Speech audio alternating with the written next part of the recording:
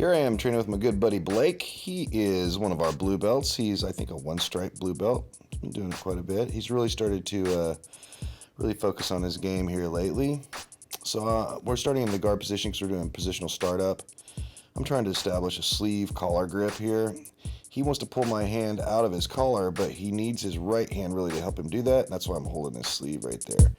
So he knows that my right hand's in his collar, and I think that's when he realizes that I can choke him probably with my left hand, and he blocks my bicep. Yeah, right there.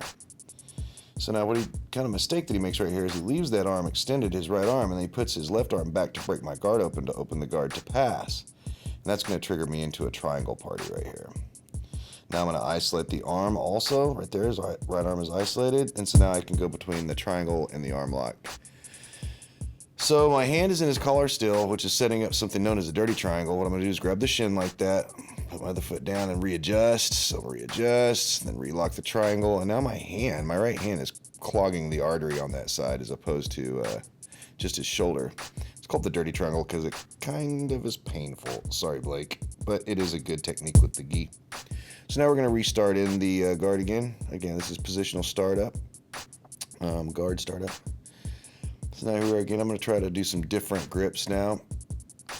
And he's not letting me have the grips that I want. I'd like to kind of get some elbow grips on him, but he's kind of fighting that. He likes a body lock pass, so I've got to be careful of that. Put my foot on his hip. He stands to do a little pass right here, and I'm moving to something known as the Nino guard. My left arm's going to go under my left leg. My hands are going to go together right there. And I'm going to go for the either a triangle or an omoplata. So I'm in an omoplata situation. He stands and moves his arm across, which means he's out. So I have to bail on that. Then I kind of look for his leg for a second. But everybody at my school is pretty leg locky, so he knows to stay out of that. Now he's going to go for a knee cut pass or a backside pass, is also known as. My hands are going into his collar, setting up something known as the kamikaze choke from here, which is really just an upside down baseball bat choke. Once he completely passes, I'll start to belly down and straighten my arms. He'll feel like he can go to the mount, but that's really when it starts to choke him. So right there where he goes to the mount, he's smart, and he rolls back over, tries to put me in the guard. I'm trying to keep him there, but he won't stay. He gets into the guard, creates space, and breaks the grip. Very good job. Very nice. Now he's gonna, I think, probably try to lock his guard, but I wouldn't. And once his guard's open, I'm not gonna let somebody close their guard again. So it's just a rule. Now my knee is in the center. I'm going to start working for a front side pass. He starts getting a knee shield in, so I'm going to stand, do a little version of a kind of an X pass here.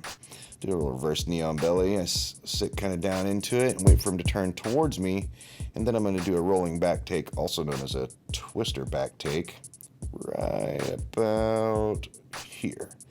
I'll roll over close to the hips. Establish back position with a seat belt grip, and then my right leg is going to go over the top. I don't care about my bottom leg as much because I'm moving into a bow and arrow type situation. I get my leg out, my knee in between my arm and his head right there, and then I extend for the finish. It's a bow and arrow choke right there. So now we're going to reset again in the guard, positional startup, guard focus. And this time, let's see what kind of grips we're going to work here. He's blocking my hand right from the word go. He tries to set up, but he doesn't have hands on me, so I can pull him forward with my legs, which makes his hands, it forces his hands back to me. He's trying to put his knee in the center, trying to kind of open my guard up with his base, which is pretty smart. And then I'm not sure if he's baiting me or what here, but he puts his right arm in my collar right there, which typically is not very good because I can arm lock you. But he's keeping his elbow pretty flared. And so I'm just kind of seeing if I can get his elbow not to be flared for a second, and then I want to take that right arm. He stands trying to get his knee in the center to break my guard open, to sit down and have a knee in the center to pass, which is super smart. And then he unlocks his grip on my collar because I think he felt me kind of feeling of his elbow on that side. So good sensitivity on Blake's part right there.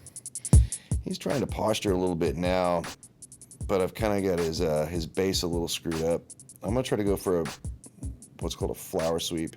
He sets up to block that, tries to go in for a little urume ashigurame or an inside ashi, and I go for a daily hiva hook, and then we end up with a little scramble, and I end up on top. Now I'm going to do something known as a floating pass by pushing his knee and hopping to the side. Now he has two options. He can turn towards me, and I can be in side control, or he can turn away from me, and he can defend the back position. He elects to turn away.